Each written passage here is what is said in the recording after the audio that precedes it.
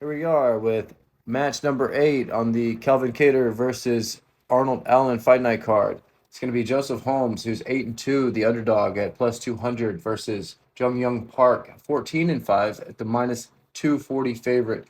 I'm going to be looking at their last 3 fights each, and I'll tell you who the winner is.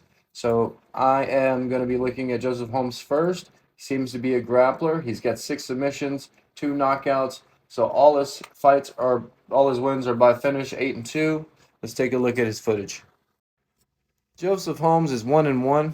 His only notable fight that I see on here is Jamie Pickett. He's got a loss, a unanimous decision, but he is a submission artist. His favorite submission is the rear naked choke. He also has a guillotine here on his record. I do believe Jamie Pickett will be fighting Bo Nichols next, so that'll be a tough fight for him. Pretty little interesting note. Park fought Shavkat Rakhmonov a long time ago, lost to rear naked choke. He's lost several times to rear naked choke, which is one of Joseph Holmes' best submissions. This is a fight to look out for the underdog. He has lost before to rear naked choke. His second to last loss was also to a guy very similar to him, which was in 2019 to Anthony Hernandez, was lost to submission. His last loss was to Gregory Rodriguez, the big old nasty brawler, in 2021. So Park is a well-rounded striker, mostly a brawler, I think. He goes to a lot of decisions. He's not really a submission threat at all. He's got 5 knockout TKOs. As of lately, most of his fights are to decision unless he gets finished.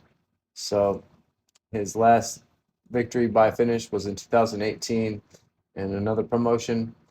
So his weakness is the rear naked choke, which is Holmes' strength. So let me take a look at his fights, and I'll tell you my pick at the end. Park did give up his neck in the first round against Anders, but he didn't do anything with it. Anders is only a wrestler who won't go for submissions like Holmes will. So we'll see. Park's older, slower, got shorter range, and he gives up his back and just turns to his knees. I think it's going to be a problem in the fight. I like his counterpunching ability and his takedown defense, and he gets back up real quick. I just don't like the way he does it.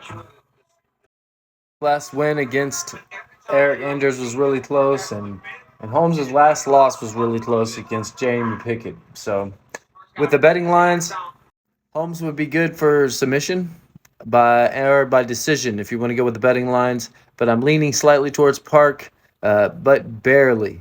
This is a great fight, but if you want to parlay Holmes, it would be a smart decision. He can make you some money.